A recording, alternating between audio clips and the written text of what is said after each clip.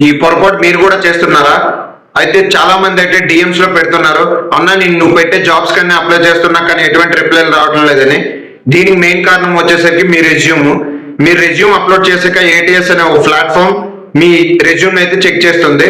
So ఇది ఎలా work అవుతుందంటే, సపోజ్ మీరు జావా డెవలపర్కి అప్లై చేస్తే మీ రెజ్యూమ్ లో మెయిన్ క్యూ వచ్చేసరికి జావా ఉండేటట్టు అయితే చూసుకోవాలి. సపోజ్ మీరు పైథాన్ డెవలపర్ కి అప్లై చేస్తే మీ రెజ్యూమ్ లో మెయిన్ క్యూ వచ్చేసరికి పైథాన్ ఉండేటట్టు అయితే చూసుకోవాలి. ఇలా కాకుండా మీరు ప్రతి జావాకి పైథాన్ కి రెండింటికి ఒకటే రెజ్యూమ్ అప్లోడ్ చేశారంటే అది డిడెక్ట్ చేస్తుంటది.